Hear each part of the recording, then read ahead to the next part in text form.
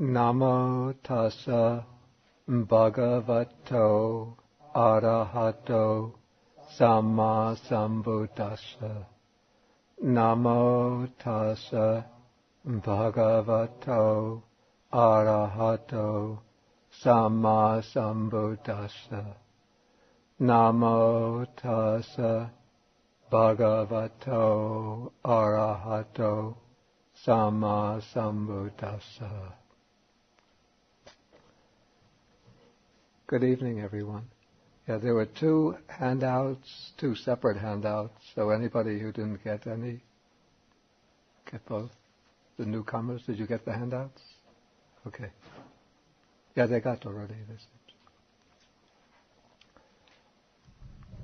Okay, today we will be taking a look at Sutta number 52 of the Majjhima Nikaya. This is called the Atthakanagara Sutta. The title means the man from Atthaka.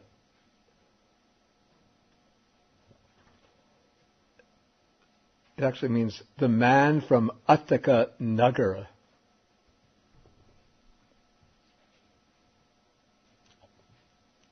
Apparently, Atthakanagara was the name of a city or a town, and this was a person who came from that town. His name was Dasama. Dasama means the 10th. He must have been the 10th child in the family, so they just called him Dasama, and that became his name. The very beginning of the sutta is interesting, and there's a little subtext to this.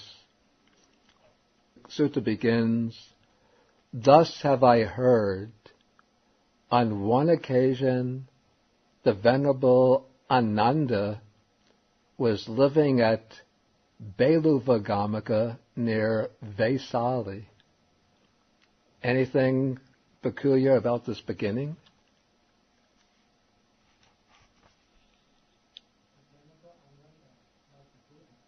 Yeah.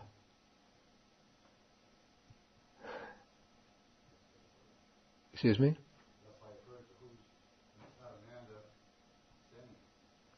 No, I mean, thus have I heard. Every sutta begins with thus have I heard.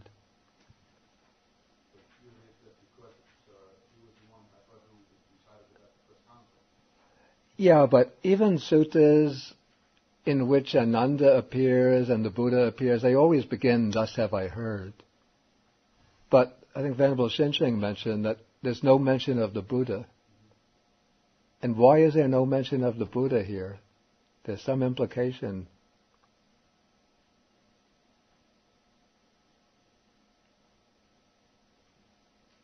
Is it after the Parinirvana? Exactly. That's sort of what's suggested. Of course, we don't know for sure, but generally suttas that begin mentioning the name of... You see, even when a sutta is spoken by another monk and the Buddha doesn't appear at all in the sutta, but when the Buddha's alive, the sutta will begin, "Thus have I heard, on one occasion the Blessed One was dwelling at such and such a place. Then Venerable Sariputta addressed the monks thus," and it's just Venerable Sariputta speaking. But still, when the Buddha is alive, they mention where the Buddha is at the time. But when the sutta begins, "Thus have I heard on one occasion," it could be the Venerable Ananda, or on one occasion the Venerable could mention some other monk. You'll never see a sutta that begins, "Thus have I heard on one occasion the Venerable Sariputta was living at such and such a place." Why is that? Sariputta died before. Exactly, yeah. Because Venerable Sariputta and Venerable Moggallana, both of them passed away before the Buddha passed away. They both passed away, I think, a few months or within about a year before the Buddha passed away. Okay, so when the sutta begins, the Venerable Ananda is living at a village. It's called Beluva Gamaka. And this is near a famous city, big city, popular city called Vesali. This was the capital of the Lichavi Republic. The Lichavis were the people who lived in this republic. It was a republican state, not a monarchy. And they were a Kshatriya clan, that is a warrior clan. And Vesali was a very prosperous city, very highly developed in all of the arts, all the different types of crafts.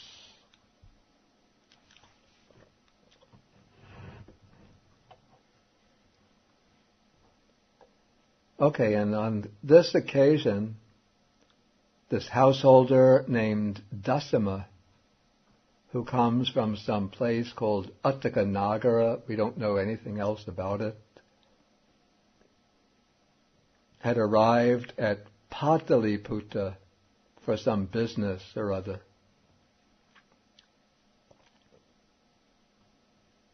Pataliputta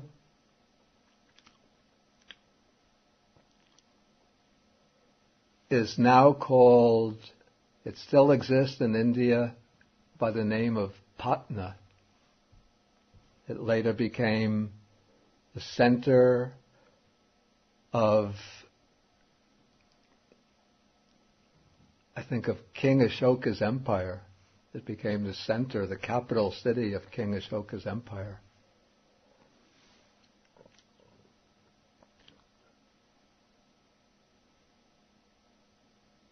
Okay, so when this householder arrived in Pataliputta, when he finished his business, then he went to a monastery that was there. It was called the Kukutarama, which means the chicken's park. And he met a certain monk, and after some conversation with him, he asked where the Venerable Ananda was now living. This householder must have been maybe fond of the Venerable Ananda. He might have met him before, or else he must have heard of Venerable Ananda's reputation as having been the personal attendant of the Buddha.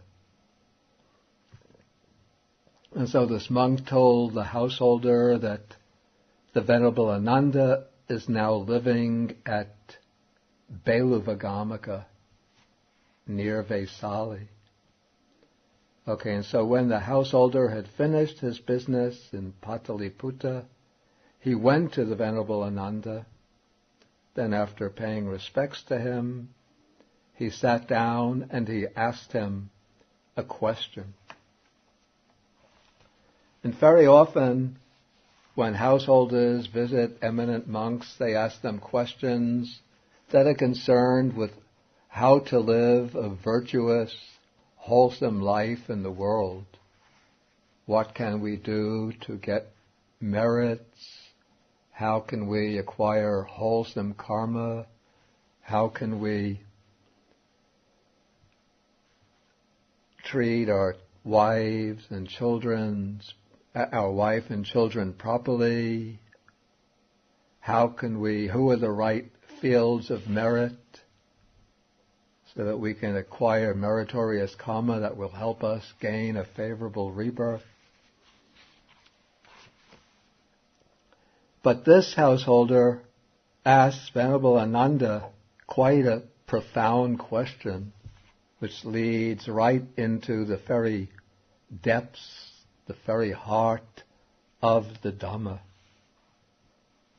So he asked Venerable Ananda whether there is any one thing, ekadhammo, one Dhamma that has been proclaimed by the Buddha,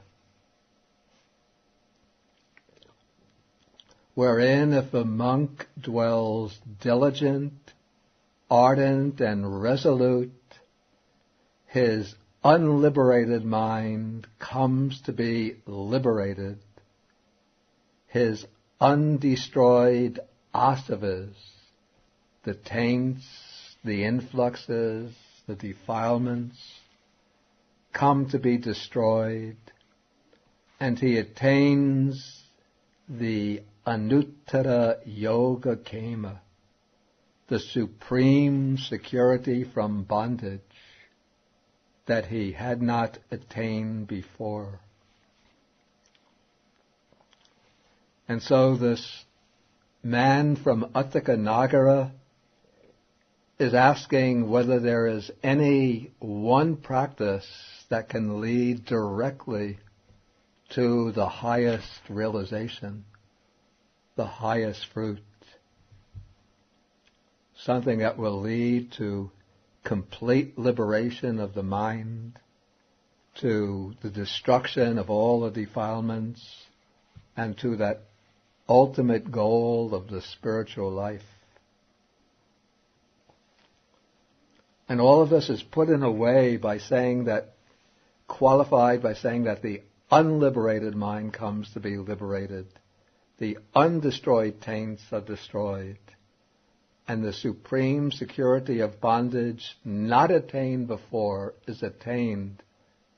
He seems to be asking whether there is any way that one can go all the ways directly in one shot from the stage of a worldling to the stage of arhatship. As I explained last week, was it last week or 2 weeks ago? 2 weeks ago. Usually in the progressive development in the Buddha's teaching, the early Buddhist way of development, one goes through these successive stages, the 4 stages: stream entry, once returning, non-returning, arhatship. Well, what's very common, it seems, in the early suttas is for a disciple to go from the stage of worldling to the stage of stream enterer, and then to go from the stage of stream enterer to the stage of arhat. But to go from the stage of worldling to the stage of arhat, all in one shot, is something very rare.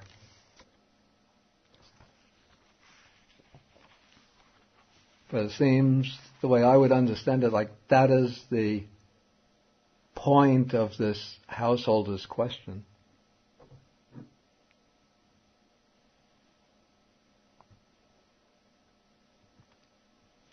Of course, by following the same method, one can go through the sequential stages, one after another.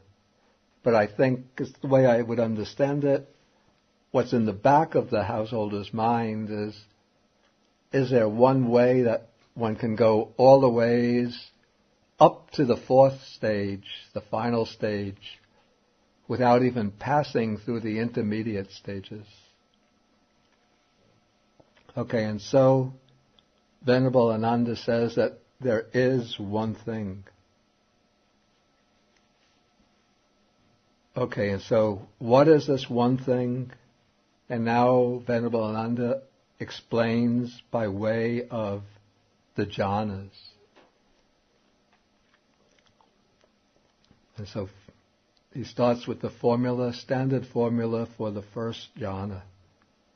Secluded from sensual pleasures, secluded from unwholesome states, that is, removing oneself from the 5 hindrances of sensual desire, ill will, dullness and drowsiness, restlessness and remorse and doubt, the monk enters and dwells in the first jhana, the first meditative absorption, which is accompanied by vitakka and vichara, applied thought and sustained thought. Also, I now translate by thought and examination. Though vitakka here is not really thinking the way we ordinarily understand it, but it's application of mind. And vichara is examination, keeping track of the object.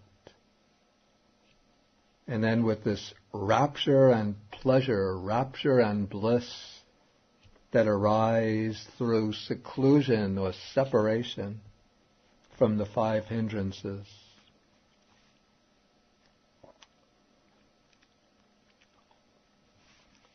Okay, that provides the base of samadhi, of concentration. And now, in order to develop insight, the monk is going to examine or investigate this jhana and investigate it very sharply from the standpoint of its conditionality.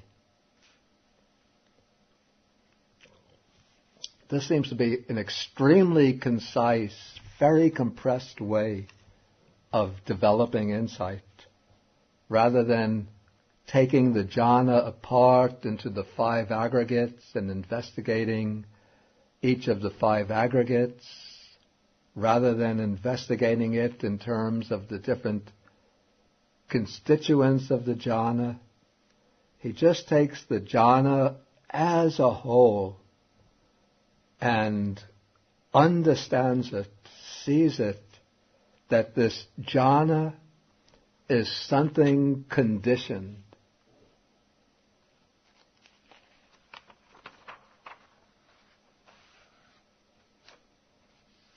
It's something conditioned and volitionally produced. Here these two Pali words are quite important.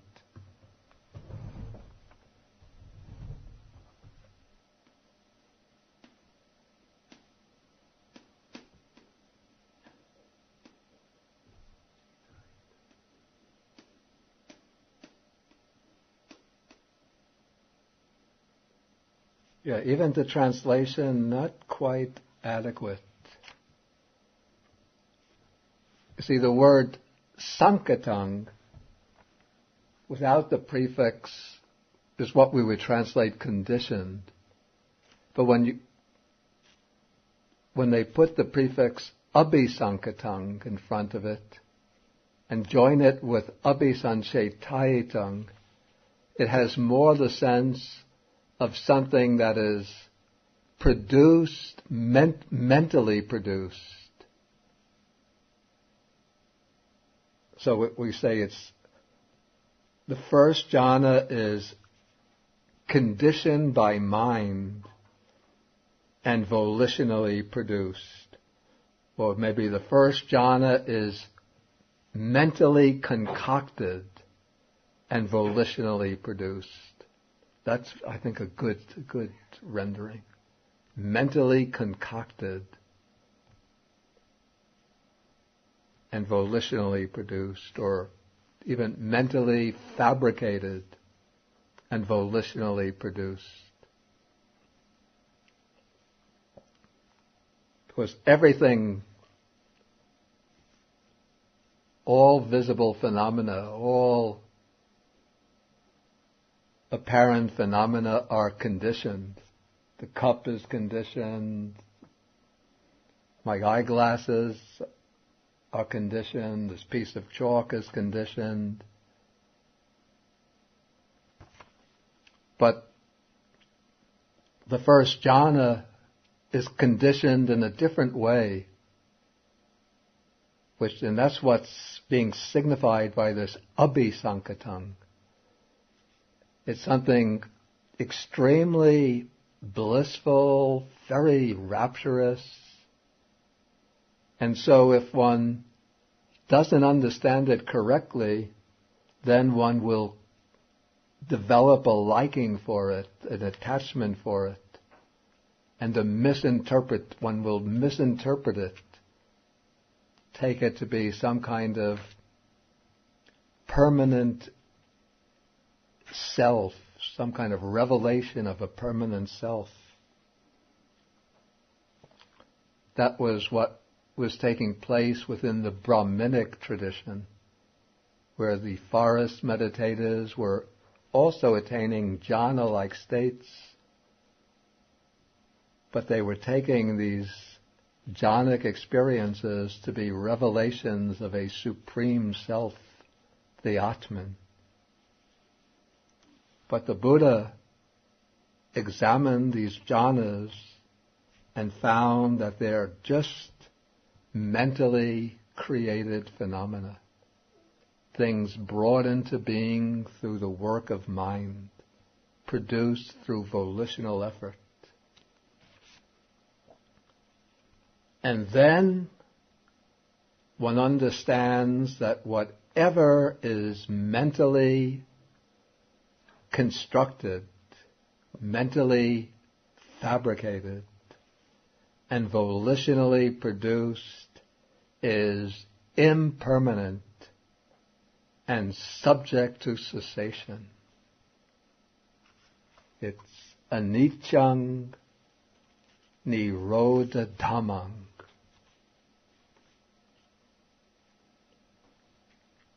And now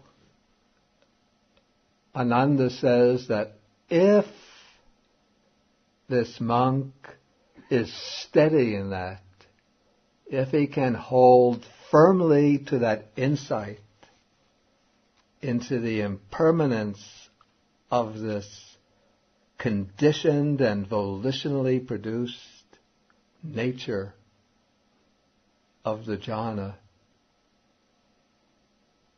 it's possible that he'll attain the destruction of the taints, the destruction of these fundamental defilements right on the spot.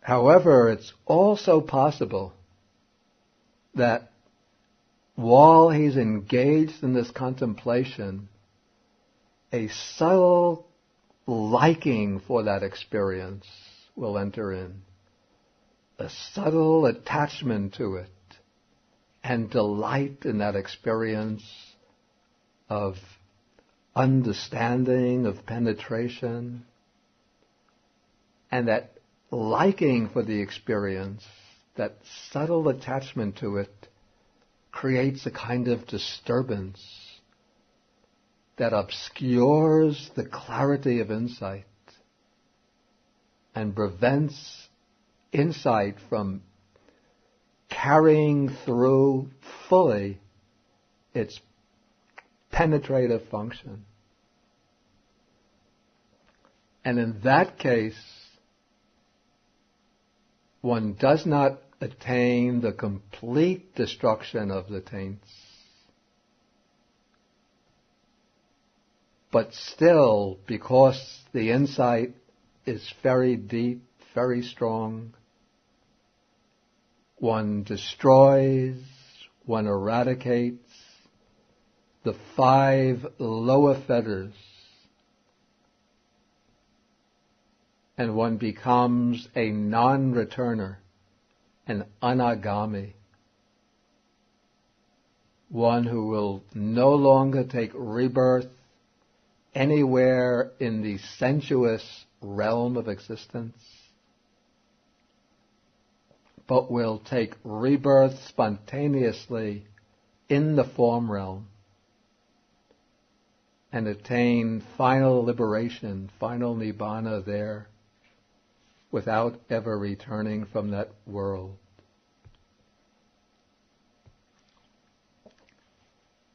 What are the 5 lower fetters?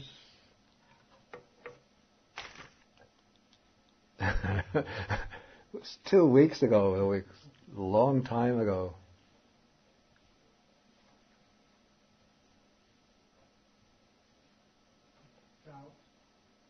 Oh, let's get them in this. Excuse me? No, we have to get them in proper sequence.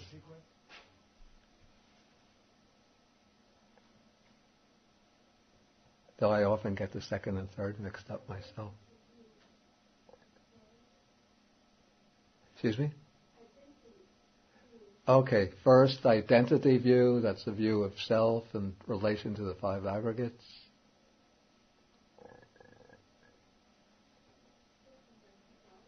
Second is doubt. Attachment to rites and rituals. Yeah, attachment to rites and rituals, or sometimes called wrong grasp of precepts and observances. And fourth is sensual desire. And fifth is ill will. Okay, so those are the 5 lower fetters.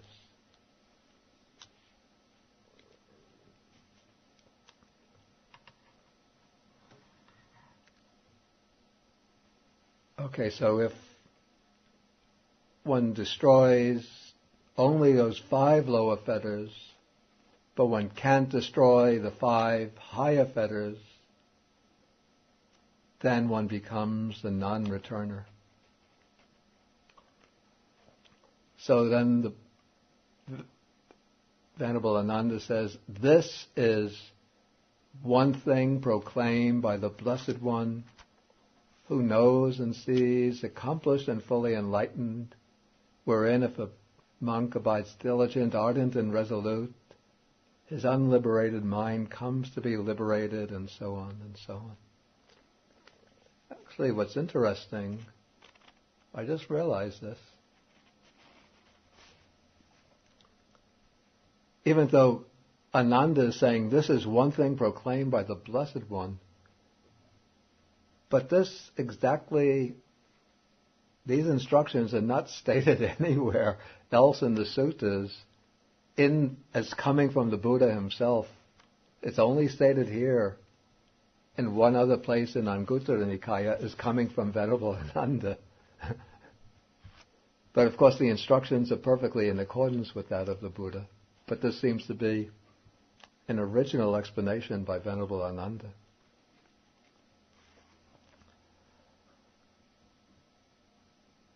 Okay, then paragraphs 5, 6, 7 repeat the same thing based on the 2nd, 3rd, and 4th jhanas.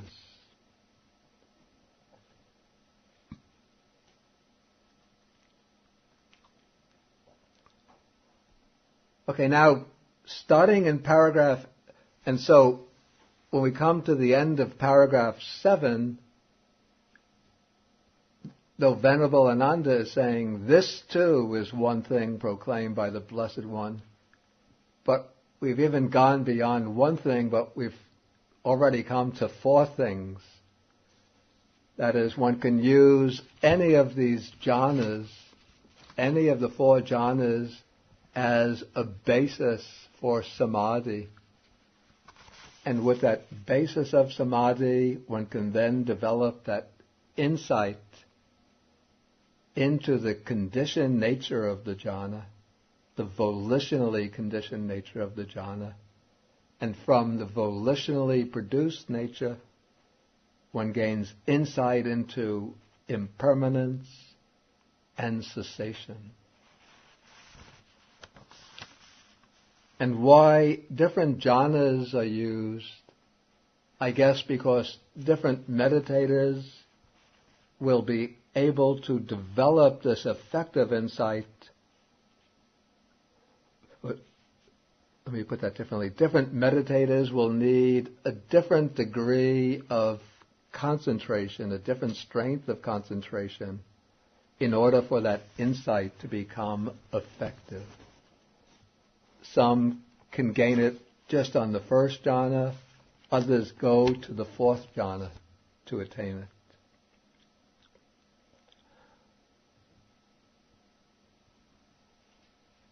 Okay, Ananda doesn't stop with the fourth jhana, but now in paragraph 8 he's going to introduce still a different approach. Here he brings in, or starts to bring in, the 4 meditative practices which are called, in the commentaries they're called the 4 Brahma Viharas, the 4 divine abodes. They're also called the 4 immeasurable states, the 4 infinite states, because they're developed immeasurably towards all beings. And though we've gone through the 4 divine abodes in earlier classes, but I never made up a table for them, so just this evening I decided to go through them by way of a table. It makes it very easy to grasp when you have it laid out in the form of a table. One could see, when you just have the names, loving kindness, compassion, sometimes it's difficult to understand what is exactly meant by each one, what is the difference between them. When it's laid out in the form of a table, then one could see what each one means, what are the subtle differences between them. Okay, so the first is called metta in Pali, which we usually translate or often translate loving kindness. It's based on the word mita, which means friend. So one could also translate it friendliness, but to my mind, friendliness is just too much of a common quality, whereas loving kindness has a deeper meaning. And the way metta is formally defined is said to be the wish, the deep and sincere wish for the welfare and happiness of all beings, oneself and others. And each of these divine abodes has what is called a near enemy. That is a quality which seems similar to itself, but is colored by some defilement, and so it's really different. And then a far enemy, which is the opposite or opponent of that divine quality. So the near enemy of loving kindness is personal attachment, you say worldly affection, the kind of love which involves clinging and possessiveness. And its far enemy is ill will, hatred, aversion.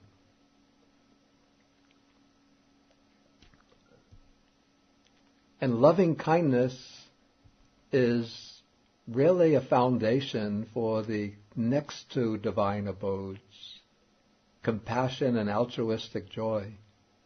Because in order to feel these 2 qualities, one has to sincerely wish for the welfare of others. So then when one is wishing for the welfare of others, and they are afflicted with suffering, then one sympathizes with them in their suffering. And that sympathy with the suffering of others, that is compassion, karuna. It's said in the commentaries that compassion is the quality that makes the heart of the good person tremble with the suffering of others. And compassion is said to promote the aspect of removing suffering, because compassion is what motivates one to take action to alleviate the suffering of others.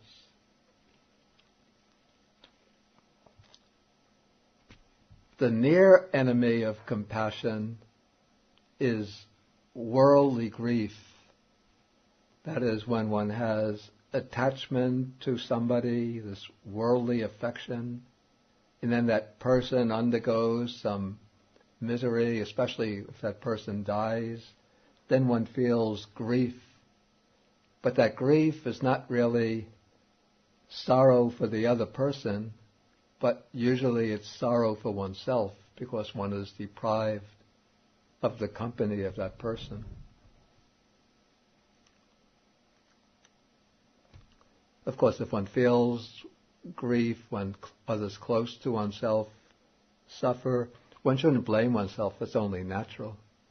But we just have to recognize this quality for what it is. And then the far enemy of compassion is cruelty.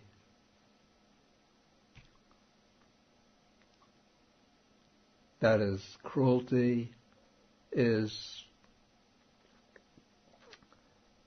that state of mind by which one wants to inflict suffering on others, by which one takes pleasure in inflicting suffering on others.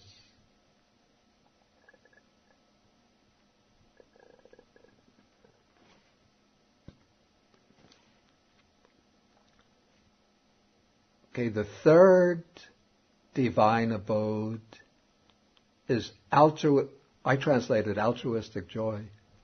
The Pali word is mudita, which taken by itself can mean simply joy.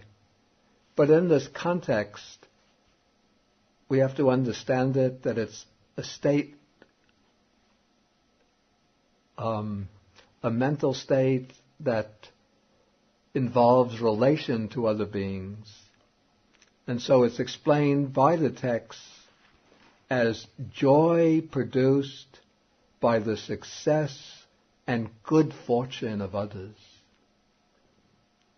And so when others undergo success, have good fortune, or have good qualities, instead of feeling envious of them and resenting their good fortune, then one rejoices in it. One feels happy that they succeed. That rejoicing in the good fortune of others, that's the meaning of mudita.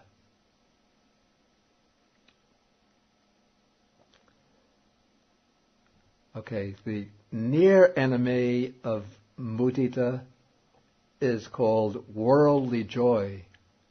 This is when people getting together, having a good time together, laughing, joking, singing together, and everybody thinks that they're all sharing their affection and love for each other because they're just enjoying together. But that's not really this mudita or altruistic joy. And then the far enemy of mudita is aversion. That is, feeling discontent when others succeed and meet with good fortune.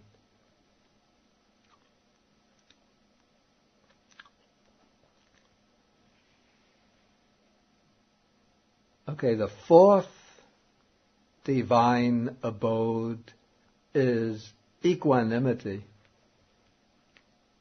This is called upekkha. Now, upekkha, equanimity, is explained as impartiality towards living beings.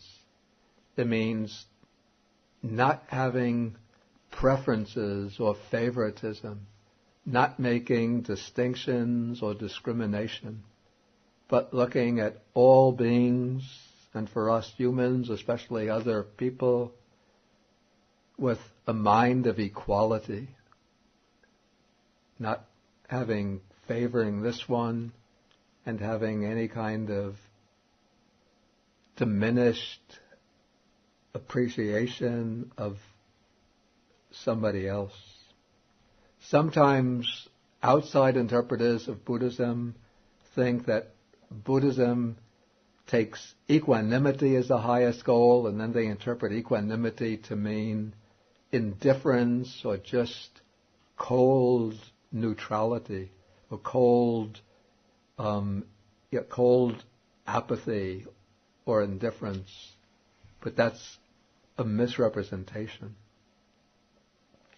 And in fact, it's said that the near enemy of this upekkha is this dull indifference or apathy, this kind of worldly indifference of simply not caring.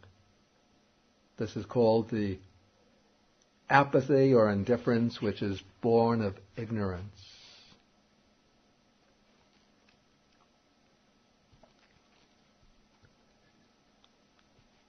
And the far enemy of equanimity is attachment and resentment, having special favoritism, having partiality, favoring some, and resenting others.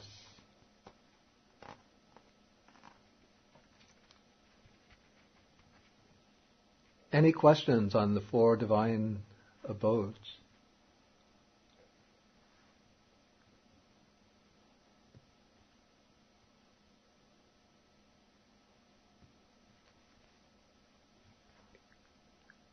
No questions?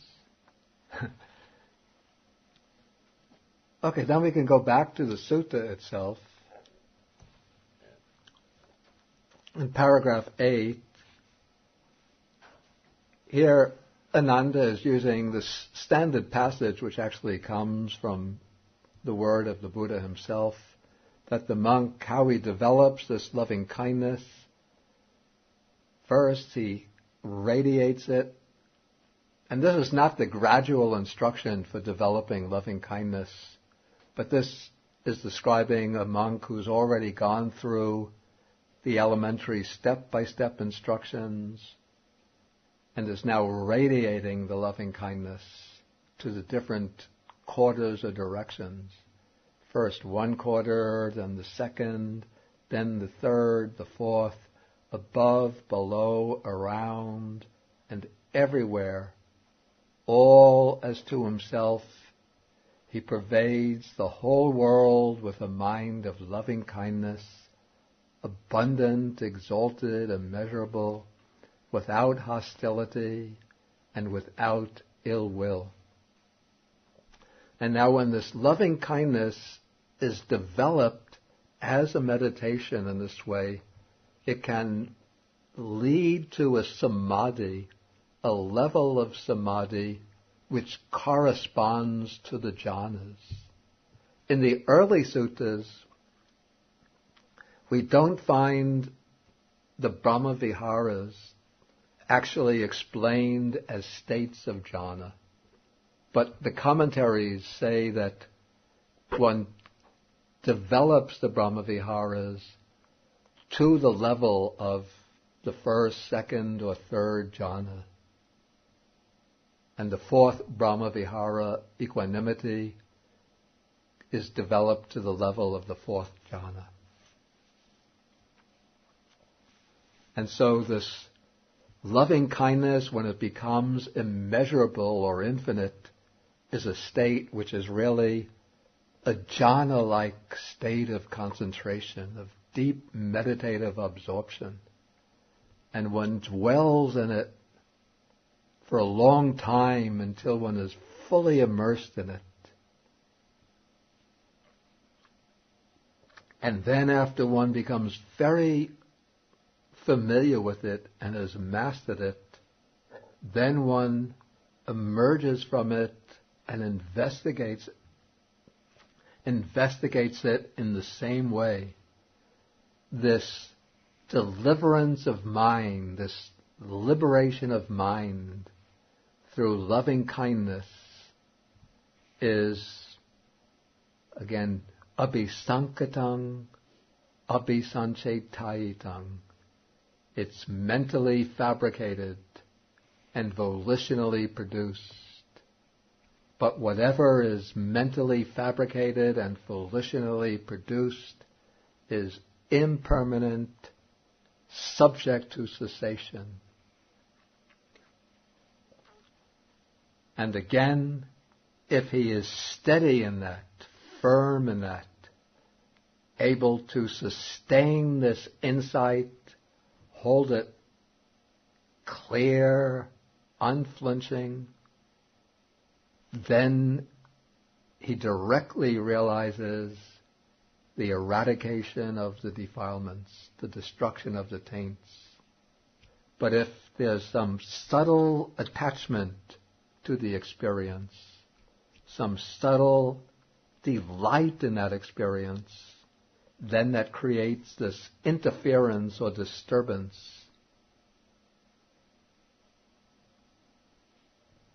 that dilutes or weakens the insight. And so instead of reaching the final goal, the monk winds up a non-returner.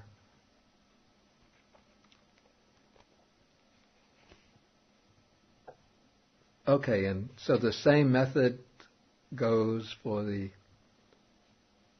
development of compassion, development of altruistic joy, and development of equanimity.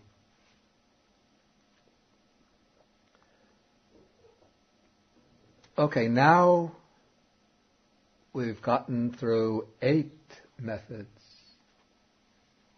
Now, with paragraph 12, Venerable Ananda introduces still another methodology.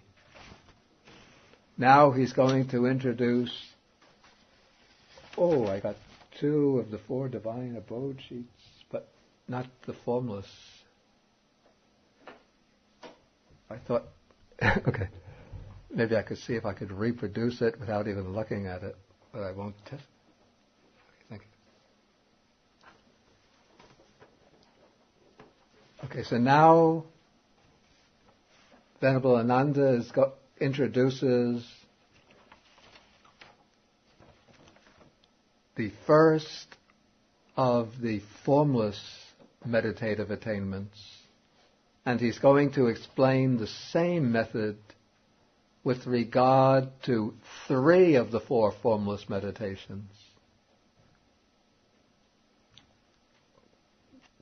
But I've made up a table which has all 4 of them, so we can go through all 4 of them. I don't think I've ever gone through them systematically, and I didn't make up a table of them previously.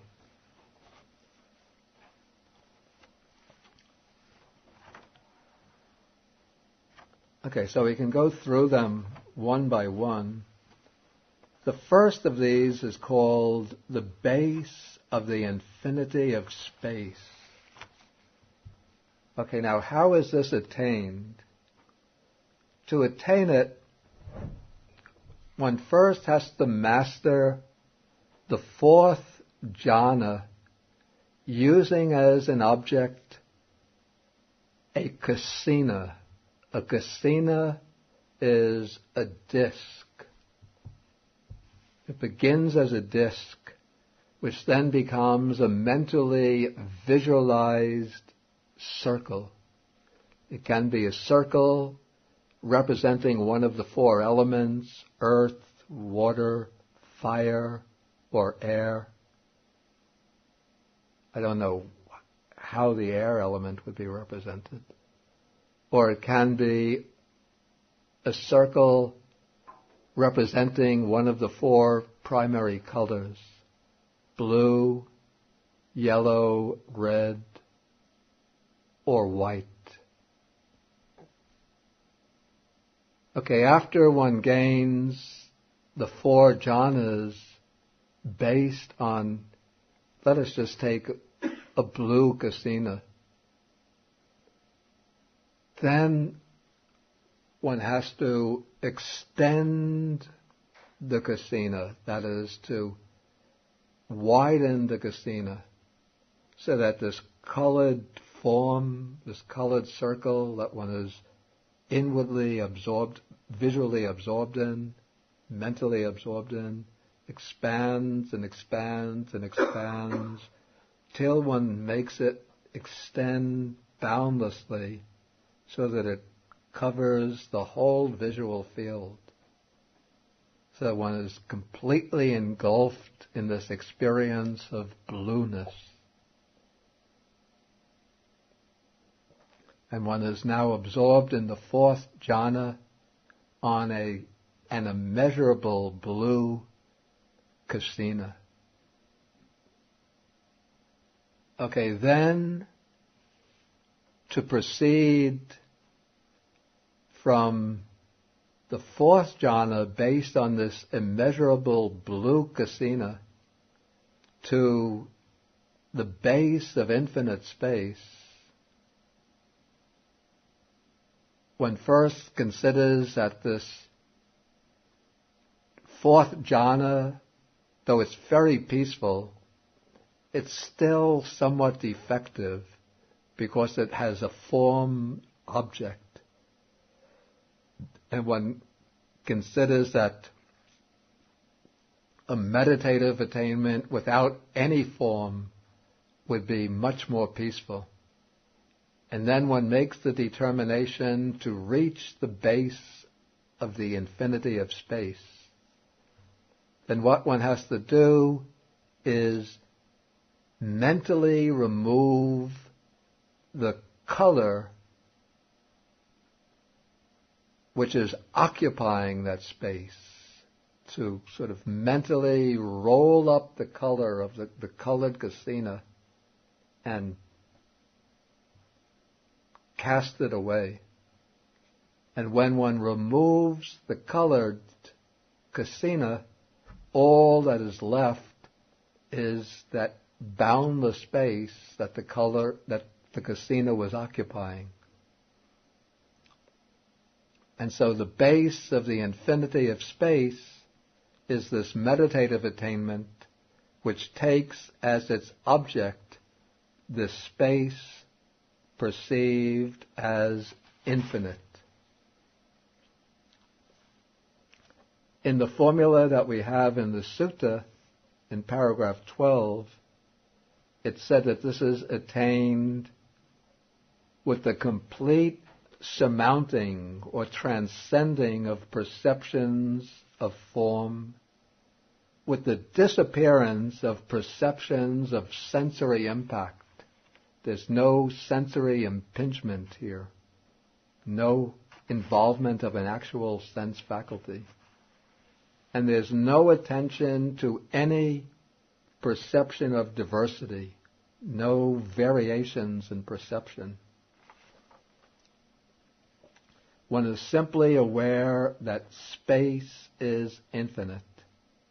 And in this way one enters and dwells in the base of infinite space.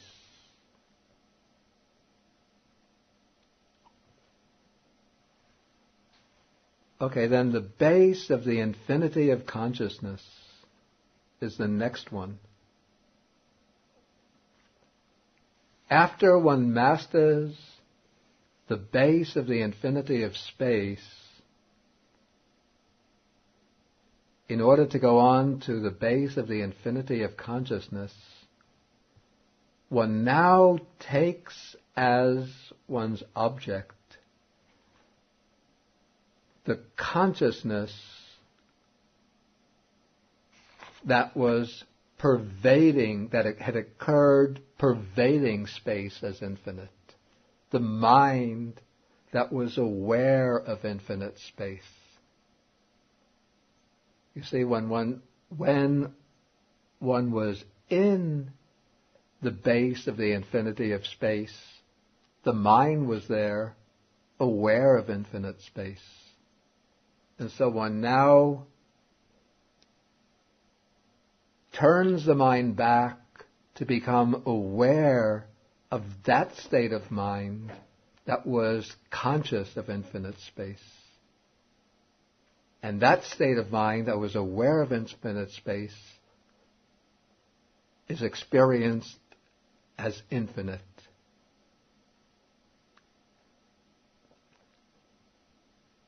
And so one now transcends the base of the infinity of space and enters the base of the infinity of consciousness.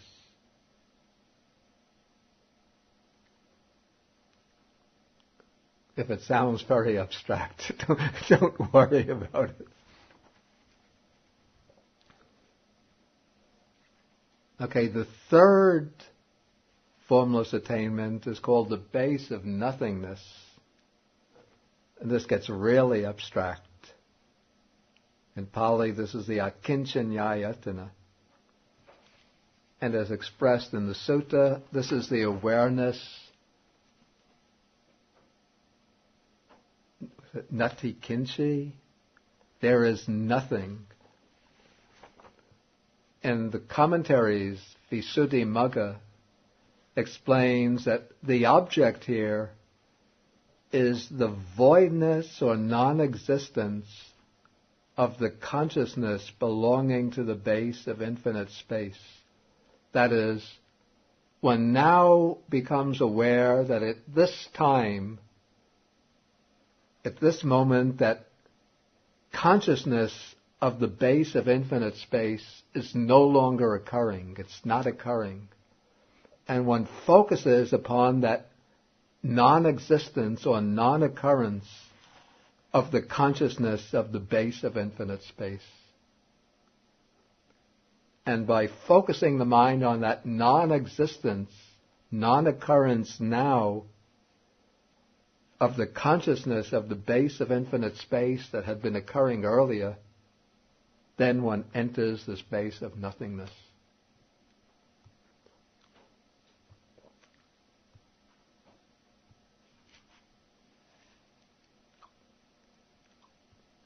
And then the fourth formless attainment is the base of neither perception nor non-perception. This is not mentioned in the sutta itself because this state is so subtle that one can't even do insight on it. I just include this here to be complete. And even the suttas themselves don't give a direct statement of how this is attained.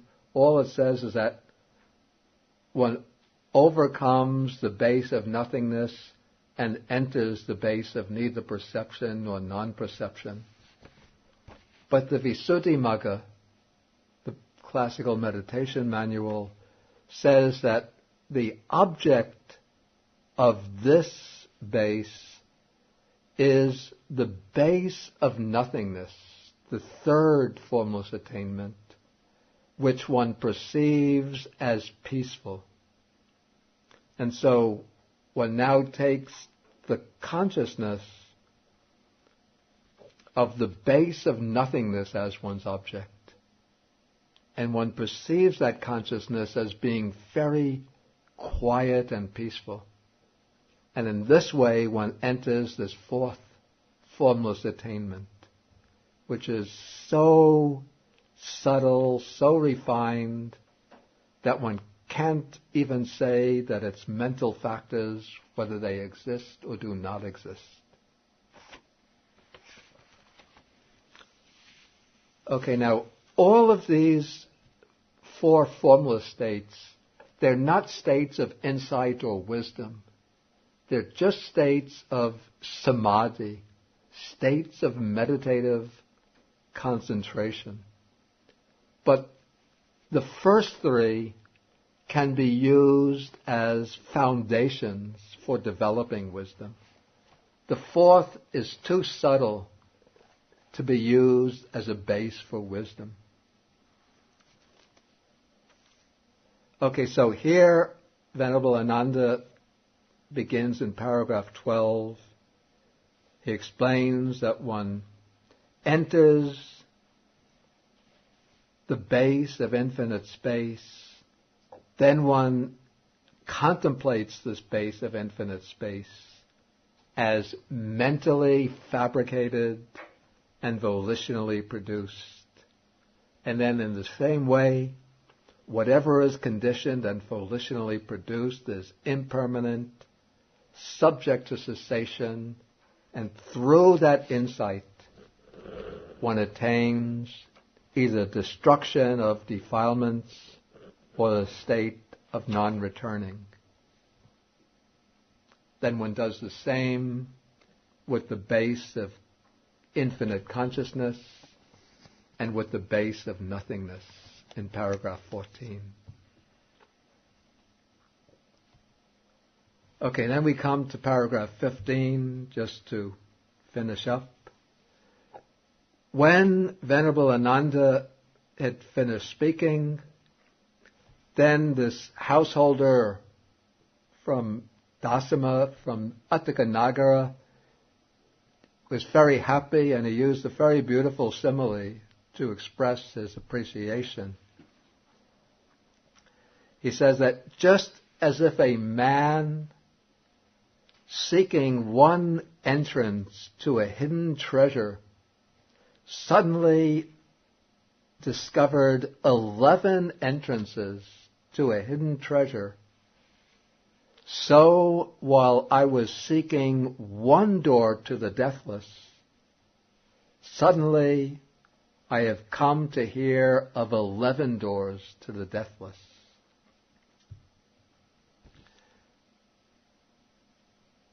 And just as if a man had a house with 11 doors, and when that house caught on fire, he could flee to safety by any one of these 11 doors, so I can flee to safety by any one of these 11 doors to the deathless. So we can see from this that even though this householder asked the question about how a monk might practice, but he was quite an earnest practitioner himself and wanted to use these methods for his own practice.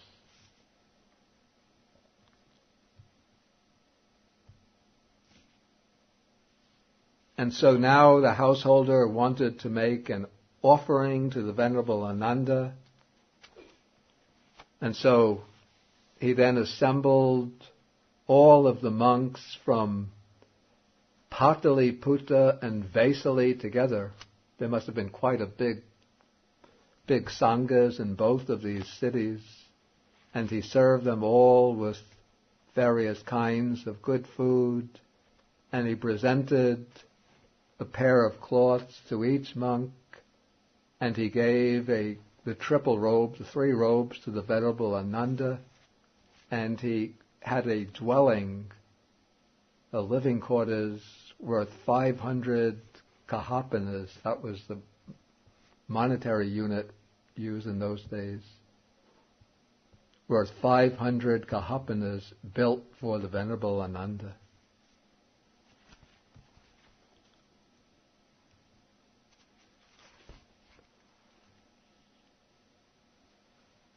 Okay, it's quite a good sutta. Any questions? There are 4 jhanas Yeah, and 4 formless attainments yeah. and 4. There are 4 divine abodes. Yeah, then altogether there are 12.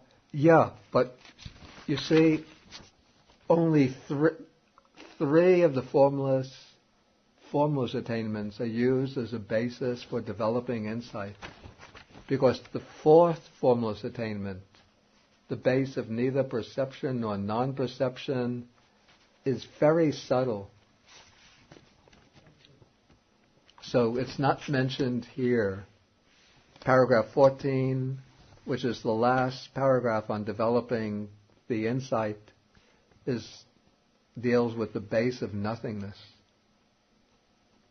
then it said that the base of neither perception nor non-perception is so subtle that ordinary disciples can't perceive the different factors within that state. It said only a Buddha can perceive the factors in that state. Maybe Sariputta can, but for ordinary, even very gifted meditators, not possible.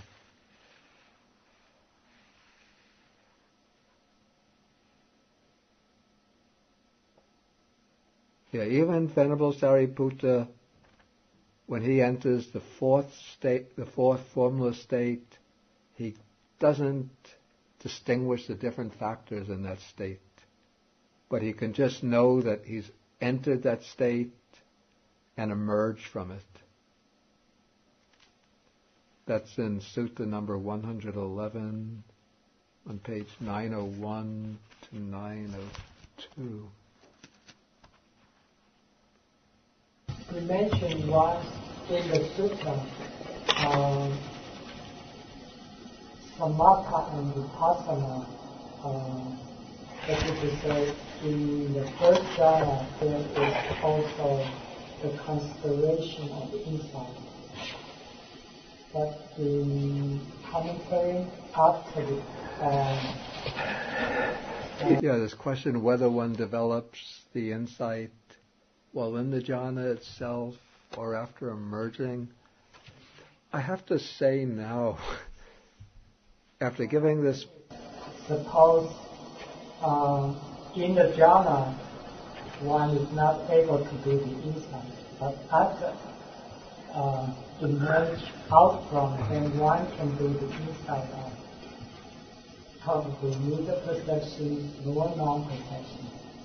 Because according to the understanding, it is also conditioned by volitional will. I guess in that general way, one could certainly understand it as conditioned and volitionally produced.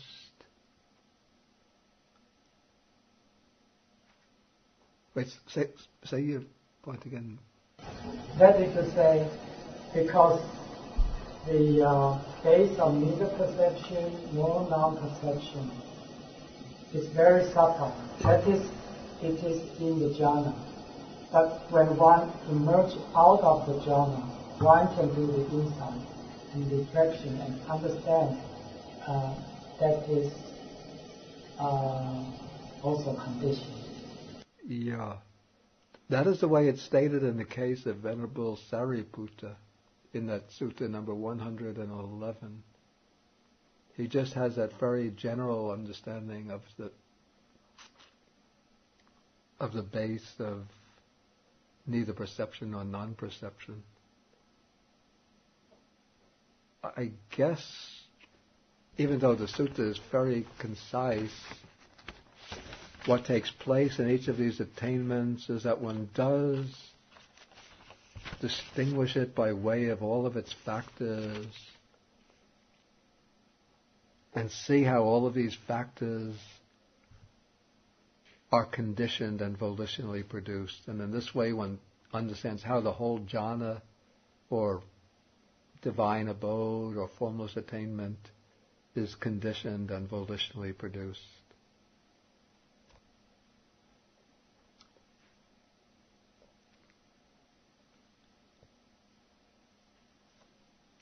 Whereas one can't do that with the fourth formless attainment.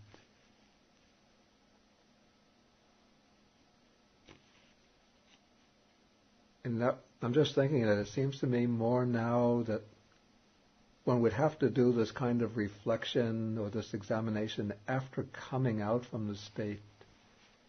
Because I see with the divine abodes brought in here, if one's mind is, say, completely absorbed in generating loving kindness and compassion,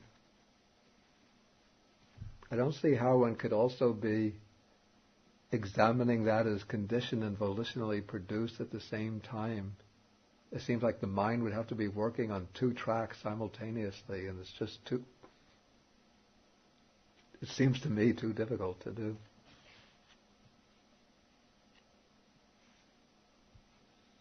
Yes, George. I have a question about the divine abodes. Yeah. You said earlier that they aren't emphasized as a path to enlightenment. Yeah. And I was just wondering about how one should consider them. It seems to me in the practices for loving kindness, it's a pretty active exercise. Yeah. And to enter into the state of samadhi, you have to focus on one thing, while the exercise of loving kindness is so active. I'm not quite sure I understand the question. How can the divine abodes become a state that's like a jhana? When you say that loving kindness is so active, you mean it impels a person to activity? Well, the usual exercise I've heard from, consider yourself near relatives. Yeah. Yeah. Enemies. Yeah. And so it's an active mental exercise. You mean, I see. You mean that one is using the mind discursively a lot. Yes. So how can it eventually lead to a jhanic state? Yes. Okay. You see, those early stages of using the different people as a basis and the different reflections as a basis for developing, that is the method for generating loving kindness, for arousing it.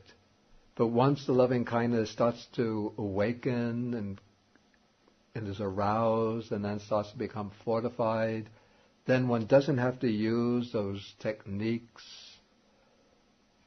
but one is able to consolidate it and fortify it and then just radiate it. And then the radiation doesn't depend very much on verbalization. And as one is able to radiate it, then the verbalization subsides and it becomes a non-verbal practice. And then the mind becomes absorbed in that radiation until it carries on, it develops a momentum of its own.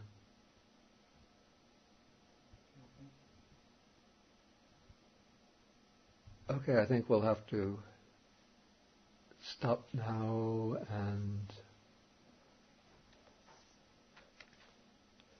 end with the sharing of the merits. Oh, I have to mention for next week let us take sutta number 140. This is the Dhatu Vibhanga Sutta. It's a very beautiful sutta. This is called the analysis of elements, or exposition of elements.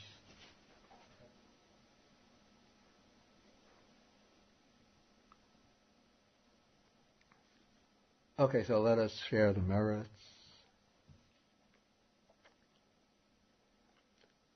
Akasata Jabhumata Deva Naga Mahitika Punyantang Anumoditva Chirang Rakantu Sasanam Akasata Jabhumata Deva Naga Mahitika Punyantang Anumoditva Chirang Rakantu Desanam Akasata Jabhumata Deva Naga Mahitika Punyantang Anumoditva Chirang Rakantu Mang Parang Etavata Jamhe Sampadang Punya Sampadang Sabbe Deva